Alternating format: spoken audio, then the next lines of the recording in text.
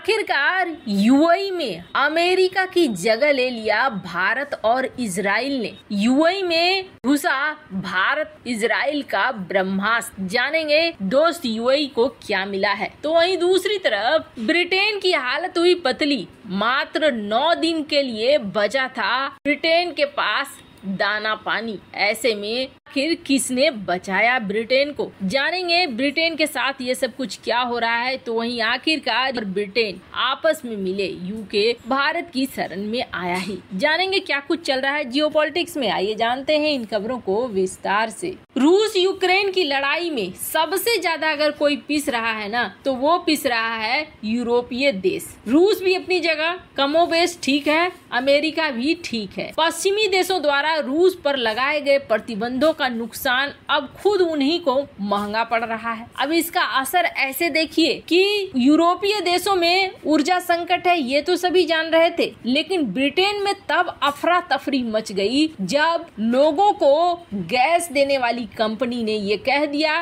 कि अब हमारे पास मात्र 9 दिन के लिए गैस बचे हुए हैं, बाकी बहुत बड़ी मुश्किल आने वाली है। अब समझ लीजिए ये विंटर का समय है, ठंड का समय है और ठंड के समय में गैस खत्म हो रहे हैं। 9 दिन बहुत कम है। अब यूरोपीय देशों की तुलना में ब्रिटेन में गैस भंडार सबसे निम्नतम स्तर पर है। जर्मनी में 89 दिन का गैस बचा हुआ है, फ्रांस में 103 दिन का बचा हुआ है, नीदरलैंड में 123 दिन का बचा हुआ है, डेनमार्क और बेल्जियम में भी स्थिति ब्रिटेन जैसी ही हो गई है, 9 दिन 10 दिन का। हालांकि ब्रिटेन को बचाने के लिए सेंट्रिका नाम की कंपनी है जो ब्रिटिश गैस मालिक है इस सेंट्रिका का, इसने ये कहा है कि ठीक है हमारे पास भंडार है और हम तुम्हें अभी गैस देंगे। इस ऊर्जा फॉर्म ने ये कहा है कि हम ठंड के महीने में आपको बचाने की कोशिश करेंगे। अभी तो फिलहाल के लिए ब्रिटेन किसी तरीके से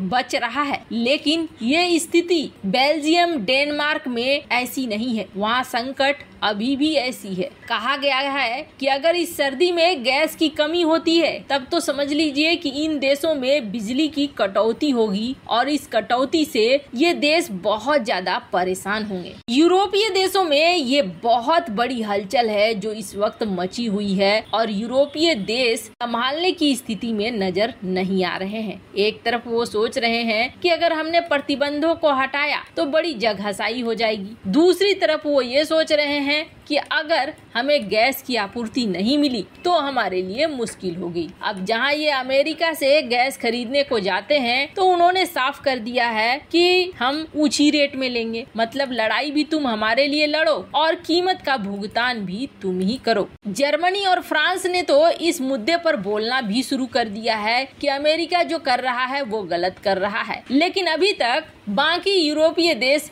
एकजुट होकर नहीं सामने आए हैं। खैर, जहां ये सब कुछ चल रहा है तो वहीं दूसरी तरफ आखिरकार यूके भारत की शरण में आया है और जल्द से जल्द बड़ा फैसला लेना चाह रहा है। जानेंगे कि यूके कौन सा फैसला भारत के साथ मिलकर लेना चाह रहा है और कैसे पूरा का पूरा पासा पलट दिया है यूके में भारत ने। पर उससे पहले ये जान लीजिए कि यूएई में भी एक खेल हो गया है और ये खेल अमेरिका को महंगा पड़ रहा है। दरअसल यूएई और सऊदी अरब से इस वक्त चिढ़ा हुआ है अमेरिका। हालांकि अमेरिका की कई पॉलिसी भी बदल चुकी है। अमेरिका और ये देश आपस में आमने सामने आ चुके हैं। अब तो जुबानी जंग भी तेज हो चुकी है। अमेरिका ने जहां ये कह दिया है कि हम मिसाइल डिफेंस सिस्टम वगैरह सेना वेना हटा लेंगे, यानी कि जो हम सुरक्षा दिया करते थे इन देशों को वो सुरक्षा हम वापस ले लेंगे, तो वहीं दूसरी तरफ इनके टेंशन की सबसे बड़ी जड़ हो गई है हुती विद्रोही, यानी ईरान समर्थित जो हुती विद्रोही हैं उनको रोकना। यूएई हो सऊदी अरब हो, ये दोनों डरते हैं ईरानी मिसाइलों से, और वो मिसाइल जो हुती विद्रोहियों द्वारा इस्तेमाल किया जाता है, वो रॉकेट जो हुती विद्रोही इस्तेमाल करते हैं। हुती विद्रोही खास तौर पर इनके तेल गैस के भंडारण और इनके संयंत्रों पर हमला करते हैं ताकि आर्थिक तौर पर ज्यादा से ज्यादा क्षति इन्हें पहुंचाया जा सके। अब तक अमेरिकी डिफेंस सिस्टम इन्हें बचाते आए थे और इसी चीज की धौंस अमेरिका अक्सर दिखाता आया है, लेकिन इस बार यूएई ने सब कुछ बदलते हुए एक नया दांव खेल दिया है। स्क्रीन पर आप देख सकते हैं ये तस्वीर। इस तस्वीर ने सबसे ज्यादा हड़कंप मचाया। जब इस तस्वीर को रिलीज किया गया तब पता चला कि यहाँ तो यूएई में इजराइल का बराक एयर डिफेंस सिस्टम तैनात दिख रहा है। आपको बता दें, इस डिफेंस सिस्टम को भारत और इजराइल ने दोनों ने मिलकर बनाया है और 8 सिस्टम को यूएई की वायुसेना ने 10 विशाल कार्गो विमानों के साथ उतारा। वैसे आपको बता दें, यूएई ने इजराइल से spider anti aircraft missile system को भी खरीदा है। इस सिस्टम को भारत भी इस्तेमाल करता है और ये जो सिस्टम है ये ड्रोन विमानों के खिलाफ काफी कारगर माना जाता है। अब इजराइल ने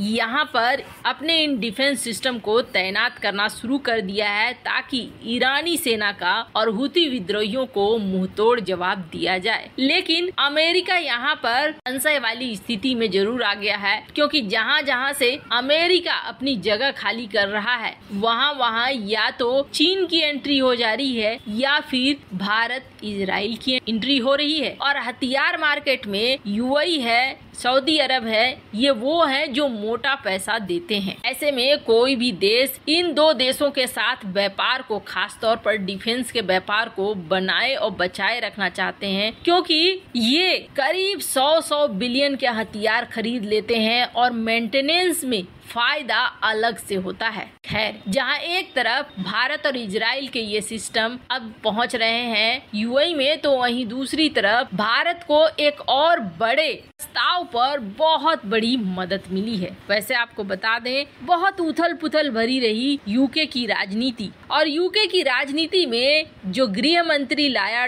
ऋषि सुनक ने, उसके बाद ये कहा जाने लगा कि नहीं, समस्याएं अभी खत्म नहीं हुई है। भारत और यूके में अब कम से कम फ्री ट्रेड डील तो नहीं होने वाली है, पर ऐसा लगता नहीं है। कहा जा रहा है कि दोनों पक्ष एक तो एफटीए पर बातचीत शुरू कर चुके हैं। ऋषि सुनक के आने के बाद ये बातचीत और भी ज्यादा तेजी से शुरू हो चुकी है और सबको चौंकाते हुए G20 की मीटिंग में बहुत बड़ा खेल होगा। जैसे आपको बता दें, इस बार का G20 का मीटिंग बहुत ही रोमांचक रहने वाला है, क्योंकि यहाँ पुतिन भी आएंगे, कथित तौर पर यूक्रेन को भी बुलाया जाएगा। और इंडोनेशिया ने सीधे सीधे अमेरिका को मना कर दिया था, जब अमेरिका ने ये कहा था कि G20 की मीटिंग में रूस को मत बुलाओ, पुतिन को मत बुलाओ, तो इंडोनेशिया ने कहा था नहीं, हम प्रोटोकॉल का पालन करेंगे और हम रूसी राष्ट्रपति व्लादिमीर पुतिन को बुलाएंगे। जहाँ एक तरफ ये सारी चीजें चल रही है G20 के मंच पे, तो वहीं दूसरी तरफ भारत और ब्रिटेन के बीच जो एफटीए है वो कहा जा रहा है कि नवंबर में होने वाले इस G20 में साइन हो जाएगा, जो भारत के लिए बहुत बड़ी उपलब्धि भी होगी और भारत के फायदे के लिए ही होगा। वैसे आपको बता दें, ऐसा नहीं है इसमें यूके को फायदा नहीं होगा, दोनों ही देशों का बड़ा फायदा है। वैसे इन सब मामले में आपकी क्या राय है, कमेंट कर जरूर बताएं।